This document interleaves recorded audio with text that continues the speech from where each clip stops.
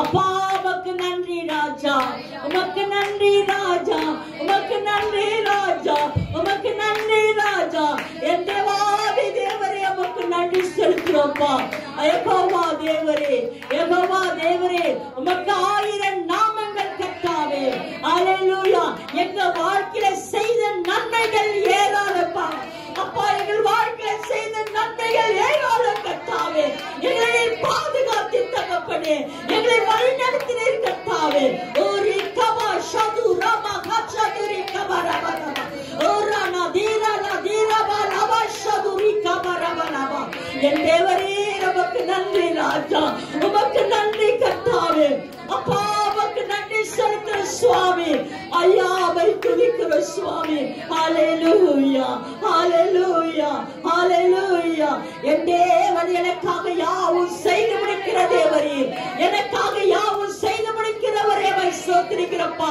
கிரகிக்க முடியாத பெரிய காரியங்களை செய்கிறவரே, கிரகிக்க முடியாத பெரிய காரியங்களை செய்கிறவரே ஸ்தோத்திரிக்கிறப்பா. என் தேவன் நல்லவர் அப்பா, என் தேவன் நல்லவர் கர்த்தாவே. எங்களை நீர் பாதுகாத்தீங்க தகப்பனே, உமக்கு நன்றி ராஜா. அல்லேலூரி கபா ஷது ரபா லபா ஷதுரி கபா ரபா லபா. உமக்கு நாங்கள் நன்றி செலுத்துறோம் சுவாமி. நன்றி உள்ளத்தோடு துதிக்கிறோம்ப்பா. யாமை ஸ்தோத்திரிக்கிறோம்ப்பா. என் தேவன் எங்களை தேர்ச்சி வந்தீங்க தகப்பனே. எத்தனையோ போராட்டங்கள், நிந்தைகள், அவமானங்கள், இழப்புகள் எல்லாவற்றிலும் கர்த்தாவே அப்பாவை ஸ்தோத்திரிக்கிற ராஜா. இந்த இஸ்ரவேல் ஜனங்களை நீ மீட்டுக் கொடுத்தது போல ராஜா, எங்களுடைய வாழ்க்கையை செய்த நன்மைகள் ஏராளம் கர்த்தாவே. ஹல்லேலூயா, ஹல்லேலூயா. உமக்கு நாங்கள் நன்றி செலுத்துறோம்ப்பா. நன்றியோடு உம்மை துதிக்கிறோம் சுவாமி, நன்றியோடு உம்மை துதிக்கிறோம் சுவாமி. ஹல்லேலூயா. நன்றி உள்ளத்தோடு நம்ம துதிப்போமா. கர்த்தர் எண்ணிலடங்காத நன்மைகளை நம்ம வாழ்க்கையில செஞ்சார் அல்லவா, உங்க வாழ்க்கையில செஞ்சார் அல்லவா, சபைக்கு செஞ்சார் அல்லவா. கர்த்தர் இந்த 24வது வருஷத்தை காணும்படியாய் செய்தார் அல்லவா.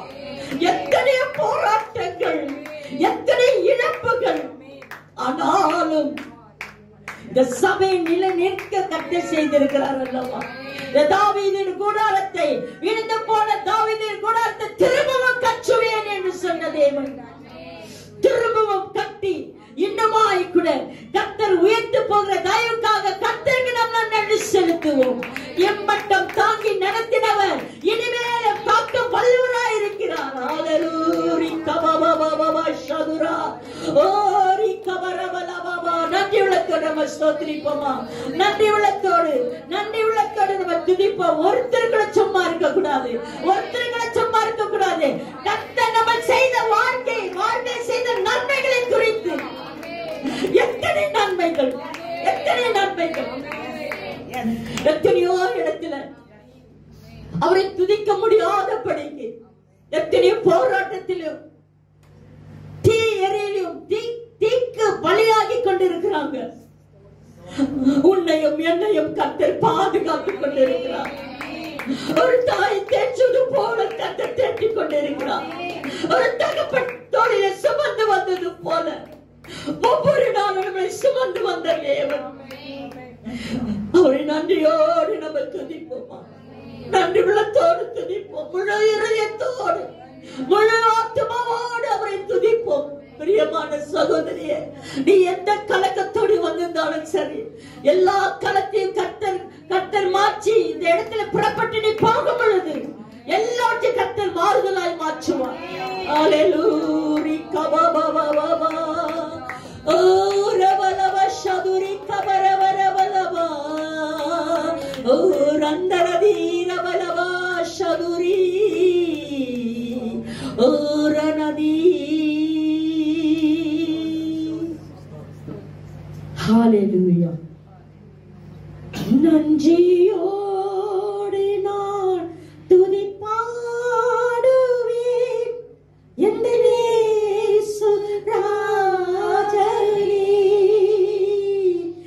எனக்காய் நீ செய்திட்ட நன்மைக்காய் என்றும் நன்றி கூறுவேன் நான்.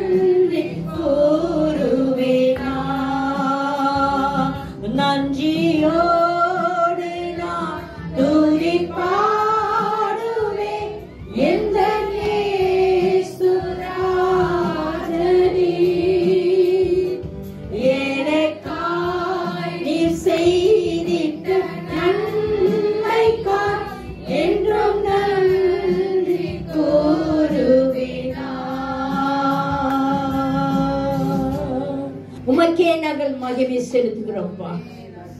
என் ஆராதனை நாயகரே, உமக்கு நாங்கள் நன்றி செலுத்துகிறோம் சுவாமி. ஹல்லேலூயா, ஹல்லேலூயா. ஆராதனை, ஆராதனை. இந்த நாள் முழுவதும் இந்த பரிசுத்த ஓய்வு நாளிலே கர்த்தாவே, ஹல்லேலூயா, ஹல்லேலூயா, உமக்கு நாங்கள் ஆராதனை செலுத்த வந்திருக்கிற சுவாமி.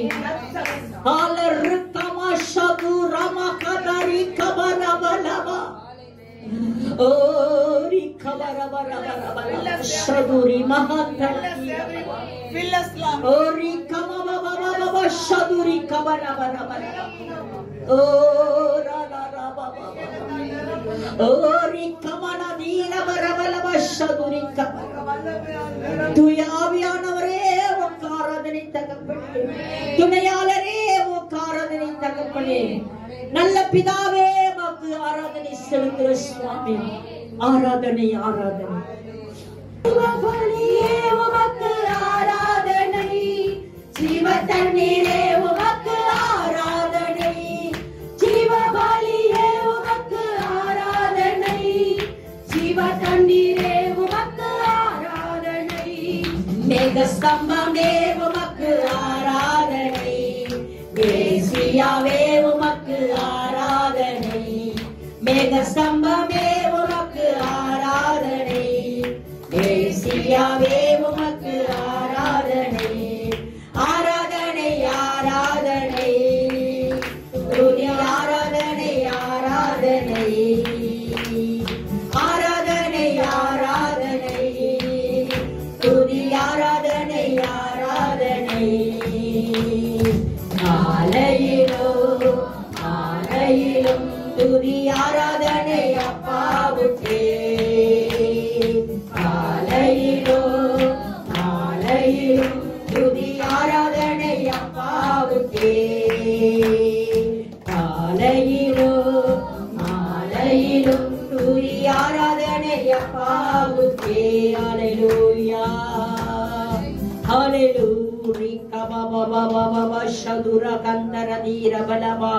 உம்மை நோக்கி நாங்கள் பார்க்கிறோம்ப்பா. சிறகுகளில் மகிழ செய்தி,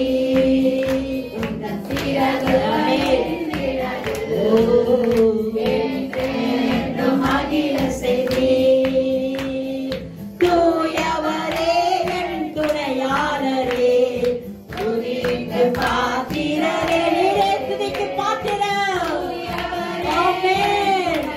துதிக்கு பாத்திரரே, இரக்கமுள்ளவரே, இரக்கமுள்ளவரே, அசைவாடி கொண்டிருக்கிறவரே, அப்பா இறைவனப்பா, உம்முடைய பிரசன்னம் இறங்கட்டும் சுவாமி, உம்முடைய பிரசன்னம் இறங்கட்டும் கர்த்தாவே, அசைவாடி கொண்டிருக்கிற தெய்வமே, ஓ ராபா பா பா பா பா பா ஷதுரா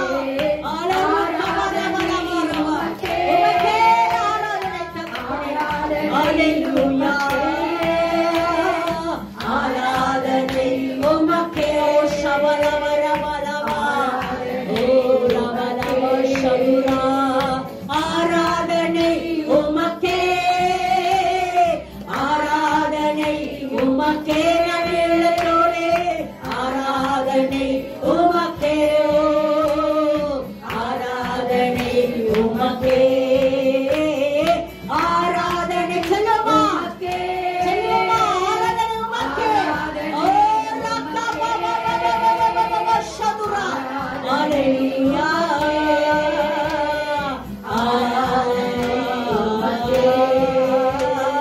ஆராதனை உமக்கே. ஹல்லேலூயா ஓ ரபரபரபா ஹல்லேலூயா ஆராதனை உமக்கே. ஹல்லேலூயா உம்மையை நாங்கள் ஆராதிப்போம்ப்பா. என் நாட்கள் முடியும் வரையில் இருப்பா, என் ஜீவன் பிரியும் வரையில் கர்த்தாவே, என் சுவாசம் ஒழியும் வரையில் அப்பா உம்மையே நாங்கள் ஆராதிக்கிறோம்ப்பா. உம்மை விட்டா எங்களுக்கு யாருண்டு தகப்பனே, உம்மை விட்டா எங்களுக்கு யாருண்டு ராஜா. என் ஜீவாதிபதி நீர் அல்லவா, எங்களை காண்கிற தேவ நீர் அல்லவா, எங்களை தாயின் கருவிலை உருவாக்கினவர் அப்பா, எங்களை எம்மற்றமாய் தாங்கி நடத்தினவரே, இந்த ஊழியத்தின் பாதையில் எங்களை கர்த்தாவே எங்களை நடத்தின தேவன் ராஜா. உம்மையே நாங்கள் ஆராதிக்கிறோம் சுவாமி, உம்மையே நாங்கள் ஆராதிக்கிறோம் சுவாமி. ஹல்லேலூயா எபினேசரே, எபினேசரே, இதுவரையில் உதவி நிம்மற்றமாய் பாதுகாக்கிறவா, எபினேசராய் நிம்மற்றமாய் சபையை பாதுகாக்கிறவா, இந்த ஊழியர்களை பாதுகாக்கிறவா, உன் குடும்பத்தை பாதுகாக்கிறவா, உன் பிள்ளைகளை பாதுகாக்கிறவா, உன் தேவையை கர்த்தர் சந்தித்தார் அல்லவா, இம்மட்டம் தாங்கி நடத்தினவர் இனிமேல் உதவி செய்ய அவர் வல்லவராய் இருக்கிறார்.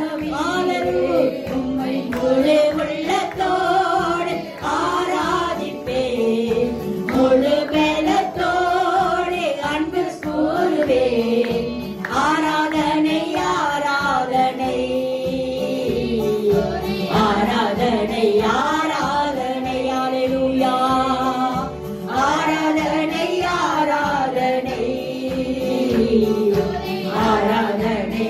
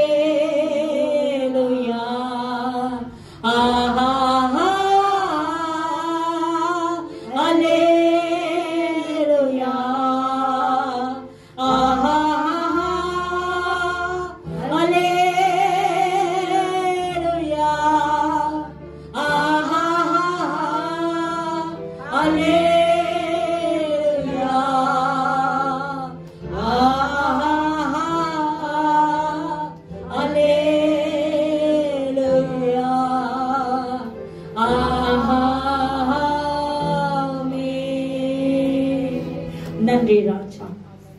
Thank you Jesus. Thank you Holy Spirit. அப்பாமை துதிக்கிறோம். இம்மட்டம் தாங்கி நடத்தினவரே, உம்முடைய பிரசன்னம் இம்மட்டமாய் எங்களை ஆண்டு கொண்டதுக்காக ஸ்தோத்திரிக்கிற ராஜா. உம்முடைய பிரசன்னத்தினால எங்களை நிரப்பினதுக்காக ஸ்தோத்திரிக்கிறோம் தகப்பனே. உமக்கு நன்றி ராஜா. நன்றி நன்றி நன்றி நன்றி தகப்பனே. Thank you Jesus. Thank you Father. அப்பா உமக்கு நாங்கள் நன்றி செலுத்துறோம். இம்மச்சமாய் எங்களை தாங்கி நடத்தின தேவாதி தேவரீர், இனிமேல் நீ நடத்த போற தயவுக்காக உமக்கு நாங்கள் நன்றி செலுத்துகிறோம் சுவாமி. இந்த பரிசுத்த ஓய்வு நாளில் கர்த்தாவே அப்பா, இந்த வருஷத்தை நன்மை நாளில் நீ முடி சுற்றி கொண்டிருக்கிறீங்க சுவாமி. இந்த 24ஆம் ஆண்டை நீர் காண செய்த தயவுக்காக நன்றி செலுத்துகிற சுவாமி. நன்றி ராஜா. நன்றி தகப்பனே.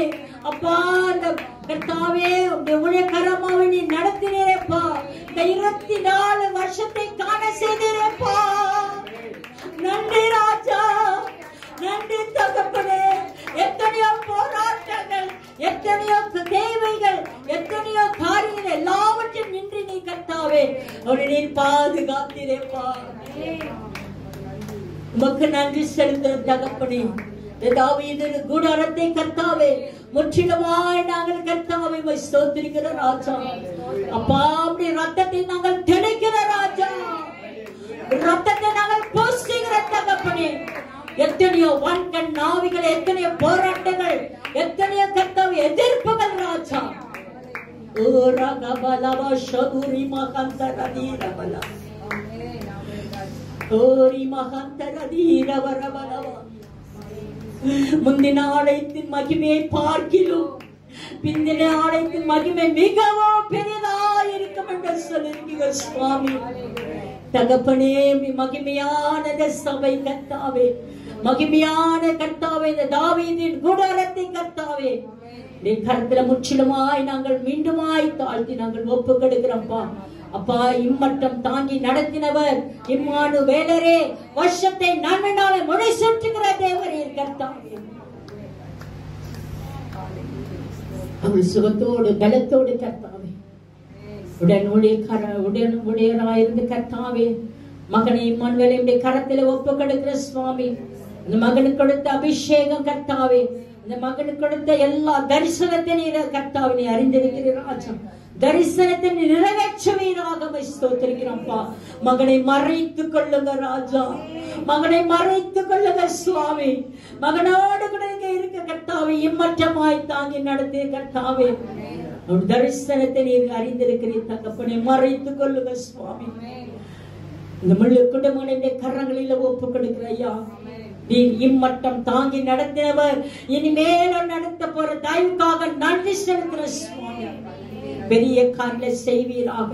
ஒவ்வொரு முத்துக்களை கர்த்தாவே, இந்த இருக்கிற எல்லா கர்த்தாவே ஒவ்வொரு தூண்களில ராஜா முத்திரை மோதிரமாய் கொடுத்துக்கிற ஒவ்வொரு விசுவாசிகளுடைய கரங்களில ஒப்பு கொடுக்கிற சுவாமி. தொடர்ந்து கர்த்தாவே அப்பா அவர்களை ஆசீர்வதிங்க தகப்பனை துதிக்கிற சுவாமி. பெரிய காரியங்களை செய்வீராக ஸ்தோத்திரிக்கிற கர்த்தாவே. இம்மட்டம் தாங்கி நடத்தினவர் இம்மானுவேலரே, இனிமேலும் நீ நடத்த போற தயவுக்காக நன்றி செலுத்துற சுவாமி. பெரிய காரியங்களை செய்வீராக. செய்து கொடுக்கிற அப்படி கர்த்தாவே அப்பா போதருடைய கரங்களில ஒப்பு கொடுக்கிற சுவாமி. அவர்களை மறைத்துக் கொள்ளுங்க சுவாமி. நீங்க பேசுங்க அப்பா. ஒவ்வொரு நாளும் கர்த்தாவே உலகம் முழுவதும் கர்த்தாவே அப்பா அப்பா நீ கொடுக்கிற செய்திகள் கர்த்தாவே அவர்கள் மூலமாய் கொடுக்கிற செய்திகள் எத்தனையோ கர்த்தாவை பயன்பட்டு கொண்டிருக்கிறாங்க தகப்பனே. இன்னுமா நீர் வழி நடத்துங்க சுவாமி. அநேக தேசத்துக்கு பரவட்டும் கர்த்தாவே. நாம மகிமைப்படட்டும் கர்த்தாவே. வார்த்தை கொண்டு நீர் பேசுங்க சுவாமி. என் வார்த்தை அக்னியை போலவும் கண்மனை நொறுக்கம் சமட்டி என்ற வேதம் சொல்லுகிறது போல போதர்கள் வாயில பிறப்பிடுகிற ஒவ்வொரு வார்த்தையும் கண்மலை நொறுக்கும் சமட்டியாய் மாறட்டும். ஒரு ஜீவனுள்ள வார்த்தையாய் மாறட்டும். ஒரு சமாதானத்தின் வார்த்தையாய் மாறட்டும் கர்த்தாவே. வந்தவர்கள் வெறுமையாய் செல்லக்கூடாது கர்த்தாவே. ஒரு மன மகிழ்ச்சியான நாட்கள் கர்த்தாவே, இது மன மகிழ்ச்சியான நாட்கள் கர்த்தாவே. பரிசுத்த ஓய்வு நாளை மீண்டுமா கரத்துல ஒப்பு கொடுக்கிறேன். பெரிய காரியங்களை செய்வீராக. துதி கன மகிமை எல்லாம் ஒருவருக்கே நாங்கள் செய்வோம். நாமம் மாத்திரம் மகிமைப்படட்ட கர்த்தாவே. நல்லவரே துதிக்கிறோம், பாதுகாத்துக் கொள்ளுங்க. நீ வருகிற எல்லா காரியங்களும் கரத்துல ஒப்பு கொடுக்கிற பெரிய காரியங்களை செய்வீராக. துதி கன மகிமை எல்லாம் ஒருவருக்கே நாங்கள் செலுத்தணும். இயேசுவின் மூலம் ஜெபிக்கிறோம் நல்ல பிதாவே, ஆமென்.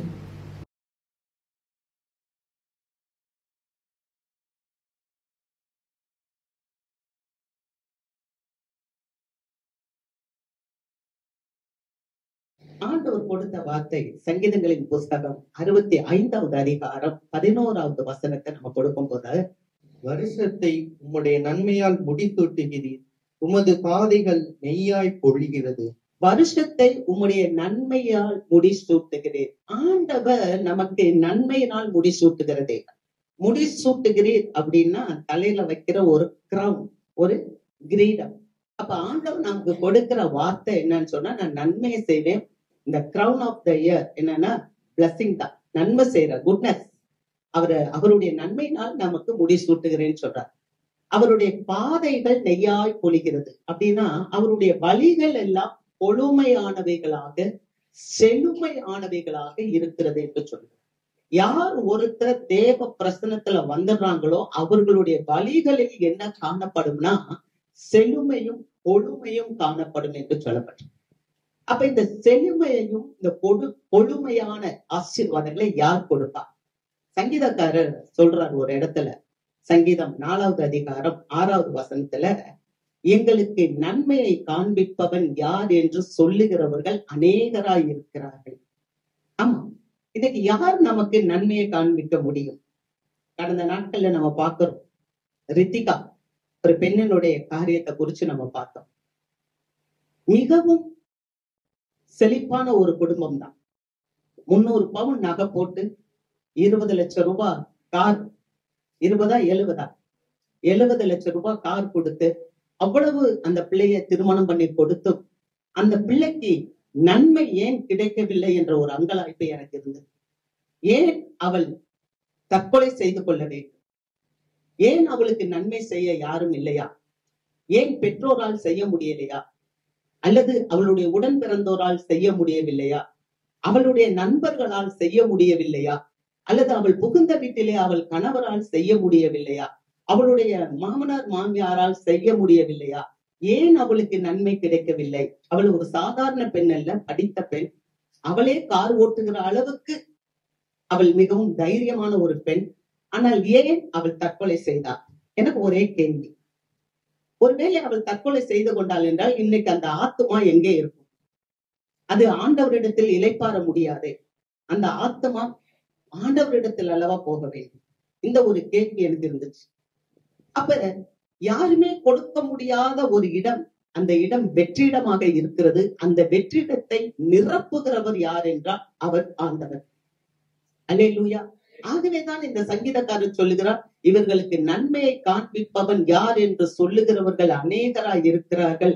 ஆனாலும் கர்த்தாவே உமது முகத்தில் உள்ள ஒளியை எங்கள் இருதயத்திலே பிரகாசிக்க செய்யும் என்று அவர் சொல்லுகிறார்.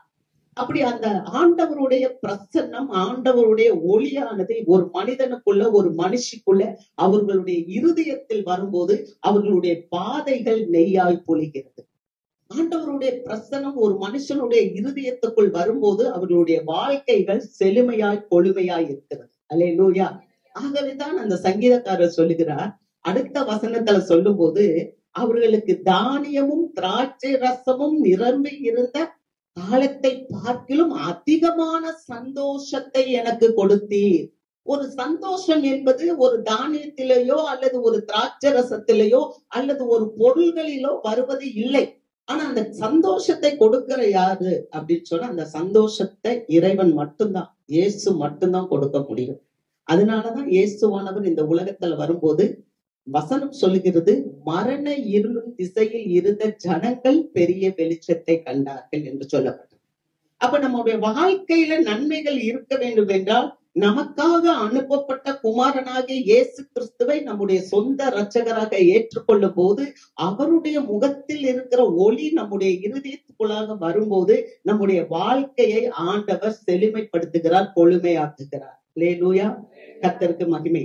எப்படி ஒரு இருளான இடத்தில் இருந்தும் கூட தேவன் நம்மளை ஆசீர்வாதமாய் மாற்றுகிறார். எப்படிப்பட்ட ஒரு இருளா இருந்தாலும் சரி. எனக்கு ஒரு ஞாபகம் வருது, என்னன்னு சொன்னா கொரோனா 2020 கொரோனா, எல்லாரும் வீடுகள்ல இருக்கிறாங்க. அப்பதான் புதுசா வருது. அப்ப எல்லாம் பயந்து இருக்கும் போது எனக்கு ஒரு தம்பி கொஞ்சம் காய்கறி எல்லாம் எடுத்துட்டு வீட்டுக்கு வர, ஊரே அடங்கி இருக்கு, எல்லாமே லாக்டவுன் போட்டாச்சு. ஆனா ஒரே ஒரு தம்பி அவர் வர்றாரு அப்படின்னா நான் யோசிக்கிறேன், அவர் எனக்காக வந்திருப்பாரா?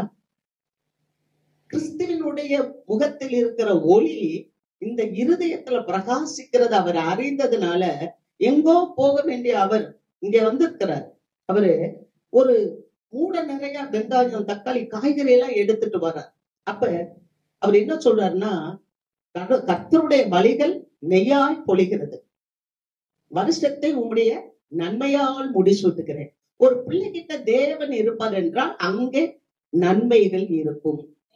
அல்லேலூயா, அங்கே நன்மைகள் இருக்கும். அப்படின்னா அவர் எனக்கு மட்டும் கொடுத்துட்டு போயிருக்க கூடாது, எல்லாருக்கும் கொண்டு போய் அவர் கொடுத்திருக்கணும். ஆனா அவர் எல்லாருக்கும் கொடுக்கல. அப்ப நம்ம எதிர விசேஷித்தமானவர்கள், இவர்கள் தேவனுடைய பிள்ளைகள், தேவனுக்கு தொண்டு செய்றவங்க, தேவனை ஆராதிக்கிறவர்கள். அந்த ஒரு கிருபையும் இரக்கமும் கர்த்தர் நம்ம மேல வச்சதுதான் நன்மை செய்கிறார். அல்லேலூயா, கர்த்தருக்கு மகிமை. பாருங்க, இஸ்ரவேல் ஜனங்கள் ஒரு கூட்டம் இருந்தாங்க. அவங்க வழிகள் எப்படி இருந்தது? அவர்கள் 40 ஆண்டுகள் வனாந்தரத்துல நடந்து திரிகிறாங்க. ஆனா அவர்கள் வனாந்தரத்துக்கு வருவதற்கு முன்பதாக அவர்கள் அடிமைப்பட்டு கிடந்தார்கள். 430 வருஷம் எகிப்திலே அடிமைப்பட்டு கிடந்தாங்க. இப்ப அவர்கள் வெளியே வர்றாங்க. வெளியே வரும்போது பிசாசு விடமாட்டான். இப்ப எகிப்தியர்கள் அவர்களை துரத்தி கொண்டே வருகிறார்கள். இஸ்ரவேல் ஜனங்கள் முன்னால வர்றாங்க. முன்னால பார்த்தா பெரிய செங்கல், பின்னால திரும்பி பார்த்தா பார்வோன் சேனைகள் பெரிய பெரிய உருளைகளோடும் நல்ல பெரிய ஆயுதங்களோடும் வர்றாங்க. தேவ பிள்ளைக்கு எப்போதுமே இக்கட்டுகள் இருக்கும். ஆனால் தேவனுடைய பிரசன்னம் தேவ பிள்ளைகிட்ட இருக்கும் என்றால் சத்துரு வெக்கப்பட்டு போகும். அல்லேலூயா. அங்கே நம்ம வசனத்தை பார்க்கிறோம். யாத்திராகமம் புஸ்தகம் 14வது அதிகாரம் 10வது வசனத்தை வாசிக்கும் போது திரும்பி பார்க்கறாங்க, பார்வோன் சேனைகள் எல்லாரும் வர்றாங்க.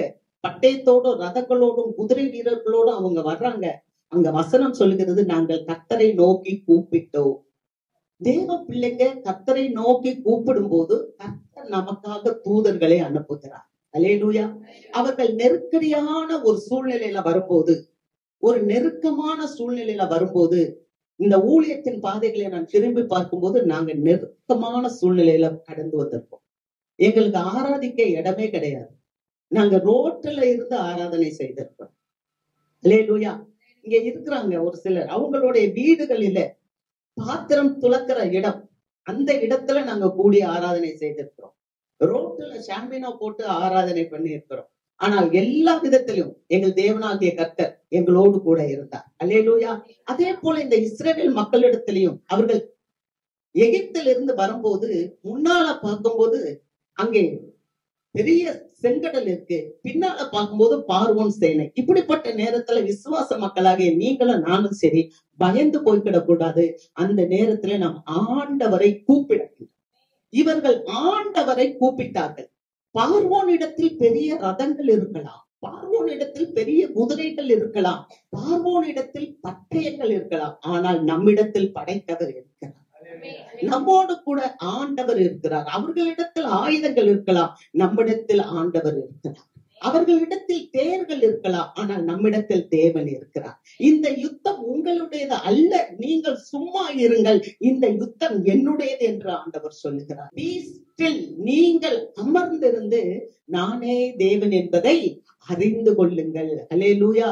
நம்முடைய வாழ்க்கையில நெருக்கடியான சூழ்நிலையில வரும்போது தேவ பிள்ளைகளாகிய நீங்களும் நான் என்ன பண்றோம்னா, சில பிரயாசங்களை முயற்சிகளை எடுக்கிறோம், மனுஷன்கிட்ட முயற்சிகள் எடுக்கிறோம். இங்க ஏதாவது நடக்குமா, இங்க ஏதாவது நடந்துருமா? ஆனா வேதம் சொல்லுகிறது be still, நீங்கள் அமர்ந்திருந்து. ஏன்னா நமக்கு அமரதான் முடியாது. தேவ சமூகத்துல உட்காரதான் முடியாது, தேவனை விசுவாசிக்கத்தான் முடியாது. ஆனா விசுவாசத்துல வளர வளர வளர இப்பெல்லாம் நமக்கு என்ன தோணுதுன்னா, மற்றவங்க எல்லாம் ஏமாத்து, அவங்களால என்ன செய்ய முடியும்? நாசில சுவாசம் இருக்க மனுஷன் நம்புறதுக்கு ஏமாத்திரம். ஆனா நம்ம தேவனை இன்னும் அதிகமா சாரும் போது எப்படிப்பட்ட நெருக்கடிகளில நம்ம இருந்தாலும் அந்த இடத்திலிருந்து தேவன் உங்களை தப்புவிக்க வல்லவராய் இருக்கிறார். அவருடைய வழிகள் எல்லாம் நெய்யால் புளிக்கிறது. அவருடைய வழிகள் எல்லாம் உங்களுக்கு கொடுமையாக செழுமையாக இருக்கும். ஆமென். இரண்டாவது ஒரு காரியத்தை பார்க்கும்போது தடைகளை ஆண்டவர் மாற்றி போடுகிறார். முதலாவது நெருக்கத்தின் பாதையில தேவன் நமக்கு கூட வர்றார். இரண்டாவது நம்முடைய வாழ்க்கையில இருக்கிற பாதைகளில தடைகள் காணப்படும் என்றால் அந்த தடைகளை தேவன் மாற்றி போடுகிறார். நம்ம வாசிக்கலாம் ஏசாயா புஸ்தகம் 40வது அதிகாரம் 4வது வசனம். பள்ளம் எல்லாம் உயர்த்தப்பட்டு சகல மலை கொஞ்சம் தாழ்த்தப்பட்டு கோணலானது செவ்வையாகி கரடு முரடானவை சமமாகப்படும். ஹல்லேலூயா. இந்த ஆண்டுல ஆண்டவர் நமக்கு சொல்ற இரண்டாவது காரியம், நெருக்கத்துல நான் உன் கூட இருந்து உன்னை தப்புவிப்பேன், உனக்கு வெற்றியை கொடுப்பேன் என்று சொல்லுகிறார். எப்படி இந்த இஸ்ரவேல் ஜனங்கள் வெளியே வரும்போது செங்கடலை பிளந்து அவர்கள் வெளியே வந்தார்கள். எதிரிகள் எல்லாரும் செங்கடலுக்குள்ளாக அழிந்து போனார்கள். அதை குறித்து மோசேயினுடைய சகோதரி மிரியாம் வெற்றி பாடல் பாடுறாங்க. நீங்களும் கூட இந்த ஆண்டுல நீங்க கர்த்தரை ருசி பாருங்க, உங்களுடைய நெருக்கத்திலிருந்து தேவன் உங்களுக்கு விடுதலை கொடுப்பார். அல்லேலூயா. ஆண்டவராகிய தேவன் இந்த ஊழியத்துல எவ்வளவோ நெருக்கங்களை நாங்கள் கண்டோம். ஆனால் அந்த நெருக்கத்திலிருந்து தேவன் எங்களுக்கு விடுதலை கொடுத்து கொண்டிருக்கிறார். அல்லேலூயா. அது மாத்திரமில்லை, இந்த புதிய ஆண்டுல கூட ஆண்டவர் நமக்கு என்ன தெரியுமா, நம்ம போகிற பாதையில் காணப்படுகிற வழிகள்ல இருக்கிற தடைகளை கர்த்தர் மாற்றி போடுவான். உங்க வாழ்க்கையிலும் சரி ஏதாகிலும் தடைகள் இருக்கும் என்றால் தேவன் அந்த தடைகளை மாற்றுவேன் என்று பதில் கொள்ளுகிறார். என்ன சொல்லுகிறார்? பள்ளங்கள் எல்லாம் உயர்த்தப்படும், மலைகள் குன்றுகள் சமமாக்கப்படும், கோணலானவைகளை நான் நேராக்குவேன். அந்த வசனத்தை சொல்லும் போது முதல் வசனத்துல ஆண்டவர் அங்கே பதிவு செய்திருக்கிறார், என் ஜனங்களை ஆற்றுங்கள் தேற்றுங்கள். அதாவது தேவ பிள்ளைகள் மக்கள் சிறையுறுப்புல இருக்கிறாங்க, பாபிலோனில இருக்கிறாங்க. பாபிலோனில காணப்படுகிற என் பிள்ளைகளுக்கு ஆறுதல் சொல்லுங்கள், கனிமொழி பேசுங்கள், இனிமையானவைகளை சொல்லுங்கள்.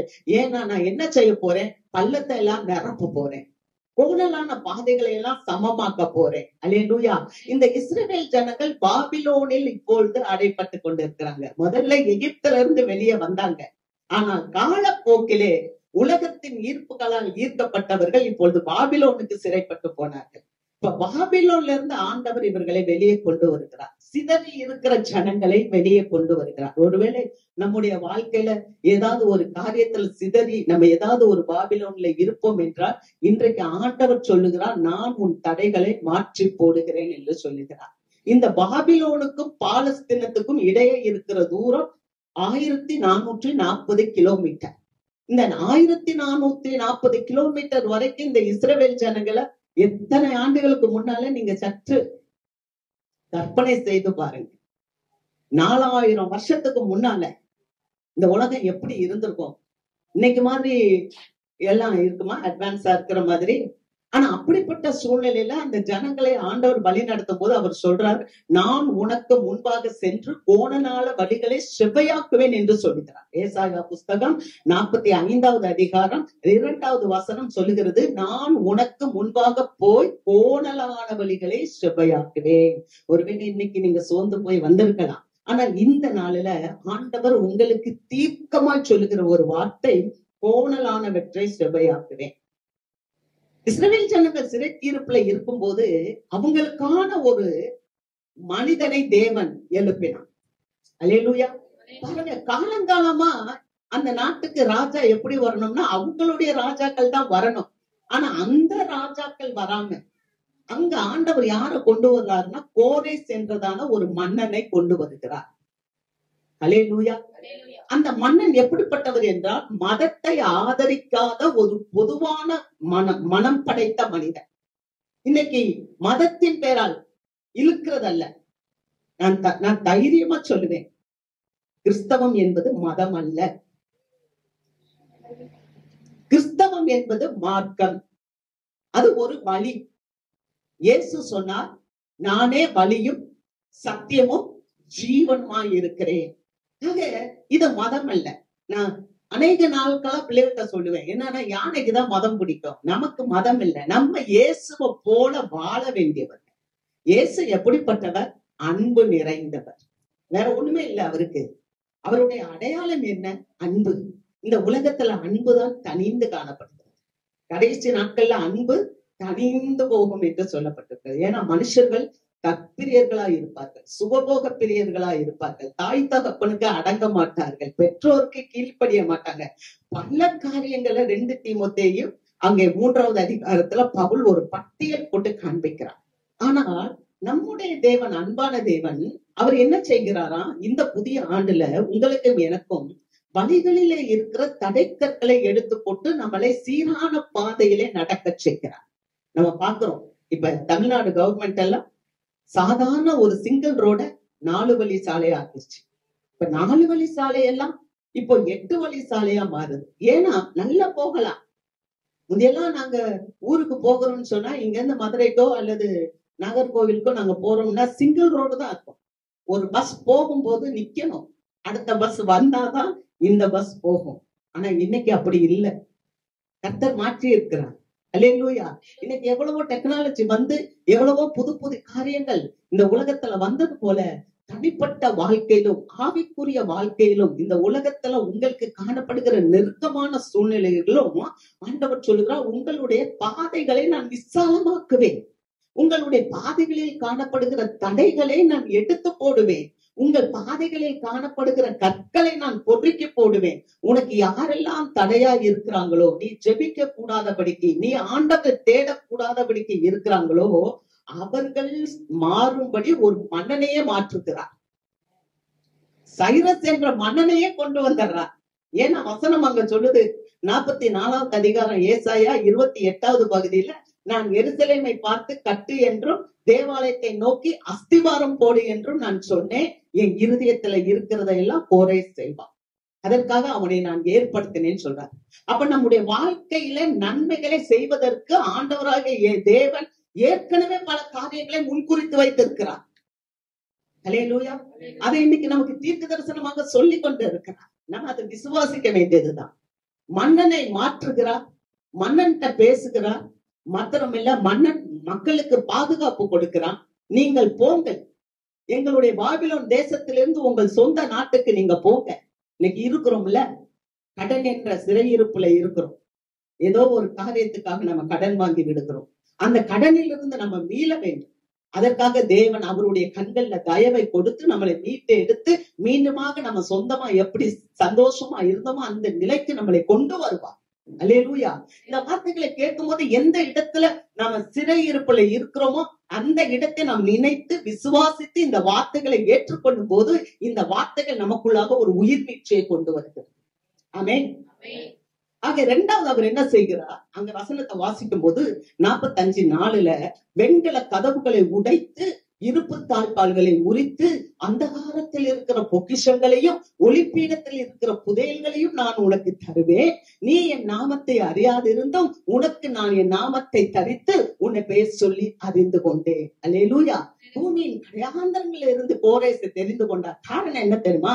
அவன் வெண்கல கதவுகளை உடைத்து இருப்பு தாழ்பால்களை முறித்து அந்தகாரத்தில் இருக்கிற பொக்கிஷங்களை எடுத்து சிறைப்பட்ட மக்களுக்கு கொடுத்து உன் தேசத்துக்கு போ என்று சொல்லக்கூடிய நல்ல இருதயத்தை படைத்தவன். அல்லேலூயா. அந்த கோரேஸ் மன்னன்.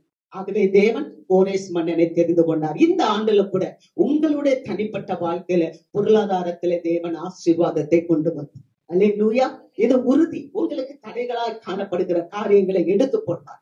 முதலாவது நான் சொன்னேன், நெருக்கப்படுறதுல வழிகளை காண்பிக்கிறார், செங்கடலையே குலுக்கக்கூடியவர். 2வது உங்களை பாதுகாப்பதற்காக, உங்கள் பாதையில் இருக்கிற தடைக்கற்களை எடுத்து போடுவதற்காக அவர் மன்னனையே மாற்றுகிறார். அல்லேலூயா. கர்த்தருக்கு ஸ்தோத்திரம். அவர் அதுல என்ன நமக்கு செய்கிறார் என்று பார்த்தா, அவர் 2 காரியத்தை முதலாவது நம்ம பார்த்தோம். முதலாவது மன்னனை மாற்றுகிறார். 2வது உங்களுக்கு என்ன கொடுக்கிறாருன்னா பொருளாதாரத்தை கொடுக்கிறார், பொக்கிஷத்தை கொடுக்கிறார். அந்த காலத்துல இருக்கிற பொக்கிஷம் உங்களுக்கு பொருளாதார தேவையை சந்திக்கிறார். முதலாவது பாதுகாப்பு கொடுக்கிறார், 2வது பொருளாதார பொக்கிஷத்தை கொடுக்கிறார், 3வது சுகவாழ்வை கொடுக்கிறார். ஆண்டவராகிய இயேசு கிறிஸ்து ஒரு இடத்துல போய் இருக்கிறார். நம்ம வீட்டுல போய் வாசித்து பாருங்க. யோவான் எழுதுற நற்செய்தி நூல் அங்கே நம்ம வாசிக்கிறோம் 11வது அதிகாரம் 43, 44 வசனங்களை வாசிக்கும் போது அங்கே லாசர் என்கிறதான ஒரு மனிதன் மரித்து போய்விட்டான். அடக்கம் செய்தாச்சு, 4 நாள் ஆச்சு. அந்த மகள் சொல்லுகிறான், அந்த லாசரவனுடைய மகள் சகோதரி சொல்லுகிறார், ஆண்டவரே இந்த பிணத்தை வைத்து 4 நாள் ஆயிடுச்சே, நாருமே என்று சொல்லுகிறார். அப்பொழுது ஆண்டவர் கண்ணீர் விட்டு அந்த எங்கே வைத்தீர்கள் அதை காண்பீங்கள் என்று சொல்லி அந்த இடத்துக்கு போறாங்க. அங்க போய் பார்க்கும் போது இயேசுவானவர் அங்க நின்று சொல்லுகிறார், லாசருவே நீ வெளியே வா என்று சொல்லுகிறார். லாசருவினுடைய காதுகளுக்கு அந்த சத்தம் கேட்கப்படுகிறது. அருமையான தேவச்சனமே, ஆண்டவர் இன்றைக்கு உங்களோடு என்னோடு கூட பேசுகிறார். தேவகுமாரனுடைய சத்தத்தை மரித்தோர்களும் கேட்பார்கள் என்று இந்த வேத புஸ்தகத்திலே சொல்லப்பட்டு இருக்கிறது. ஆண்டவராகிய இயேசு கிறிஸ்து மறுபடி வரும்போது மரித்தோர்கள் கேட்பார்கள். அல்லேலூயா. ஆனால் இந்த உலகத்துல வாழ்ந்து கொண்டிருக்கும் போதே ஒரு மனிதன் இயேசுவை விட்டு பிரிந்து போனால் அவன் மரணத்துக்கு பாத்திரனா இருக்கிறான். அதுவும் இந்த வேதம் சொல்லுகிறது. அல்லேலூயா. நம்ம வாசிக்கும் போது நீங்க வீட்டுல போய் பாருங்க, லூக்கா எழுதின நற்செய்தி நூல் 15வது அதிகாரத்தை வாசிக்கும் போது சகோதரன் ஆண்டவர் தகப்பனை விட்டு தூர போயிட்டான். ஆனா மீண்டும் வரும்போது அப்பா சொல்றாரு, இவன் மரித்தான், இப்பொழுதோ உயிர்த்தான் என்று சொல்றாரு. அல்லேலூயா. ஆண்டவரிடத்திலிருந்து பிரிந்து போய் சொந்தமாக நானே வாழ்வேன் என்று சொல்லி போன இளைய குமாரனை குறித்து இந்த வேதம் பதிவு செய்கிறது.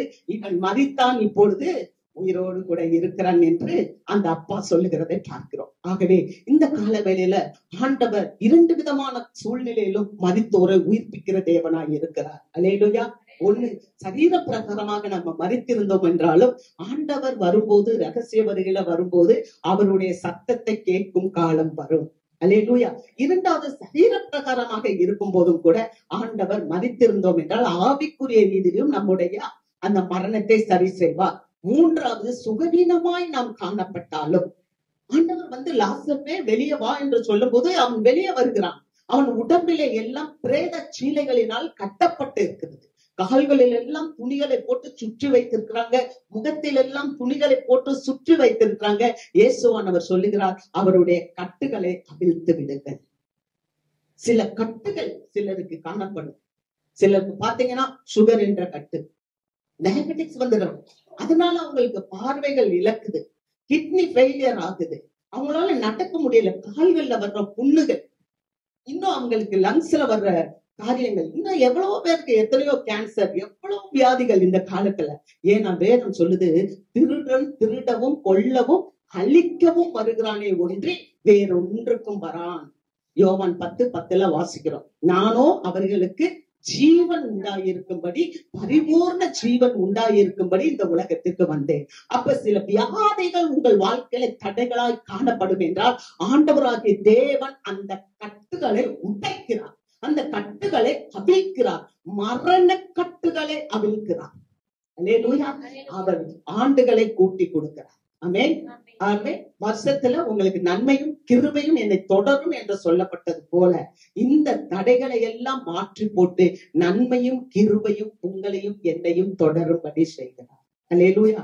ஆகவேதான் சங்கீதக்காரர் சொல்லுகிறார், கர்த்தர் மேய்ப்பராய் இருக்கிறார், நான் தாழ்ச்சி அடையேன், அவர் என்னை புல்லுள்ள இடங்களில் மேய்த்து அமர்ந்த தண்ணீர்கள் அண்டையிலே கொண்டு போய் விடுகிறார். அல்லேலூயா. 3வது ஒரு காரியத்தை சொல்லி நான் நிறைவு செய்கிறேன். முதலாவது, நெருக்கமான வழிகளிலிருந்து தேவன் நம்மளை விடுவிக்கிறார். 2வது, வழிகளிலே காணப்படுகிற தடைகளை எடுத்து போட்டு கர்த்தர் நமக்கு நன்மைகளை கொடுக்கிறார். அதுல நம்ம 3 காரியங்கள், 1 பாதுகாப்பை பார்க்கிறோம், 2வது பொருளாதார ஆசீர்வாதத்தை பார்க்கிறோம், 3வது சரீரத்துக்குரிய தேவைகளை கர்த்தர் நமக்கு சந்தித்து நீடித்த நாட்களால் திருப்தியாக்கி என் ரட்சிப்பை நான் உனக்கு காண்பிப்பேன் என்று சொன்னவர் அந்த ஆயுசின் வருஷங்களை பூரணப்படுத்துகிறார். அல்லேலூயா. ஏன்னா இப்ப எங்க பார்த்தாலும் திடீர் என்று ஆக்சிடென்ட் வருது, திடீர் என்று பிள்ளைங்களுக்கு மாரடைப்பு, ஹார்ட் அட்டாக்னு சொல்றாங்க, காலையில நல்லா இருக்கிறாங்க, திடீர்னு காண போது என்னன்னு சொன்ன ஒரு மாதிரியான காரியங்களை சொல்றாங்க. ஆனா கர்த்தர் நம்முடைய வாழ்க்கையில் இருப்பார் என்றால் கர்த்தர் நமக்கு நன்மை செய்கிறவராய் இருக்கிறார். அல்லேலூயா. அவர் நன்மை செய்கிற தேவன். அதனாலதான் வசனத்துல வாசிக்கிறோம், 34வது அதிகாரம் 10வது வசனத்துல கூட என்ன சொல்லப்பட்டிருக்குன்னா, சிங்க குட்டிகள் தாழ்ச்சி அடைந்து பட்டினி கிடக்கும், கர்த்தரை தேடுகிற பிள்ளைகளுக்கு ஒரு நன்மையும் குறைவுபடாது. அல்லேலூயா. நன்மைகள் குறைவே படாது. கர்த்தருக்கு மகிமை. கர்த்தரை நம்ம கூட வச்சுக்கிட்டோம்னு சொன்னா அங்க ராஜாக்களுக்கே போய் ஃபேவர் கேட்க மாட்டேன்றான் ஒருத்தன். கர்த்தருக்கு மகிமை. எஸ்ரா என்றதான ஒரு மனுஷரை கொடுத்து பாக்குறோம். எஸ்ரா 8வது அதிகாரம் 22வது வசனத்துல வாசிக்கும் போது நாங்க குதிரை வீரர்களையும் மக்களையும் சேவகர்களையும் கேட்க வெட்கப்பட்டோம். ஏன்னா ராஜாவினிடத்தில் தேவனை பத்தி நாங்க பேசி இருந்தோம். அல்லேலூயா. இது எனக்கும் பொருந்தும். அதனாலதான் யார்கிட்டயுமே போய் எதுவுமே கேட்கறது இல்லை. ஏன்னா வெட்கமா இருக்கு. நம்ம தேவன் பெரிய தேவன். அல்லேலூயா. நமக்கு சந்திக்காம யாருக்கு சந்திக்க போறாங்க? ஆமே. கர்த்தர் பெரிய காரியத்தை பாருங்க. அந்த எஸ்ரா ஒரு 4000 கிலோ வெள்ளியை தூக்கிட்டு வர்றாரு. பாபிலோன்ல இருந்து, பெர்ஷியால இருந்து தூக்கிட்டு வர்றாரு. எங்க? எருசலேமுக்கு 4000 கிலோ வெள்ளி, ஒரு 10-15 கிலோ தங்கம், இது தவிர மற்ற திங்ஸ் எல்லாம் எடுத்துட்டு வர்றாரு. இப்ப இத கொண்டு வந்து சேர்க்கணும். பாபிலோன்ல இருந்து கொண்டு வந்து எருசலேம்ல வைக்கணும். இரவு பகல் கடந்து வரணும். அப்ப இவங்க குதிரைகள்ல வர்றாங்க. வரும்போது வழிநடுங்க எவ்வளவோ திருடங்க இருப்பாங்க இவங்கள்ட்ட. அதனால இவர் என்ன பண்ணாரு? ராஜாட்ட எனக்கு கொஞ்சம் சேவகர்களையும் கொஞ்சம் குதிரை வீரர்களையும் கொடுன்னு கேட்க வெட்கப்பட்டாராம். ஏன்னா எங்கள் தேவன் அவரை தேடுகிறவர்களுக்கு அவருடைய கரம் நன்மைக்கு ஏதுவா இருக்கிறது என்பதை நாங்கள் ராஜாவுக்கு சொல்லி இருந்தோம். நாங்க ஏற்கனவே ராஜாக்கு சொல்லியிருந்தோம், அவரை தேடுறவங்க பிள்ளைங்க மேல தேவனுடைய கரம் நன்மைக்கு ஏதுவா இருக்குன்றத சொன்னனால அவர்கிட்ட கேட்க வெட்கப்பட்டோம். அப்ப என்ன செஞ்சாங்க தெரியுமா? நீங்க 21வது வசனத்தை பாத்தீங்கன்னா, எஸ்ரா 8:21 உபவாசம் போட்டு ஜெபிக்க சொல்றாங்க. 23வது வசனத்துல பாத்தீங்கன்னா, தேவன் விண்ணப்பத்தை கேட்டார், நன்மை செய்தார், முடிஞ்சு போச்சு. தேவைதான். உபவாசம் போடுவோம், உட்காருவோம். இப்பெல்லாம் இந்த பிராக்டிஸ்ல கொண்டு வர்றாரு ஆண்டவர். உங்க எல்லாத்தையும் உபவாசத்துல ஜெபிக்கிறேன்.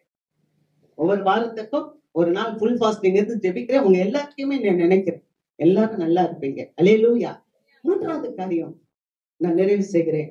முதலாவது நெருக்கமான பாதை, 2வது பாதை தடைகளை எடுத்து போடுகிற பாதைகள், 3வது பெரும்பான்மையான பெரும்பாதை. வாசிக்கலாம். ஏசாயா 35:8. அங்கே பெரும் பாதையான வழியும் இருக்கும், அது பரிசுத்த வழி எனப்படும். தீட்டுள்ளவன் அதிலே நடந்து வருவதில்லை. அந்த வழியில் நடக்கிறவர்கள் பேதையாய் இருந்தாலும் திசை கெட்டு போவதில்லை. அல்லேலூயா. அங்கே ஒரு பெரும்பாதை உள்ள வழி இருக்கும். அது என்ன வழி அப்படின்னா தூய்மையான வழி.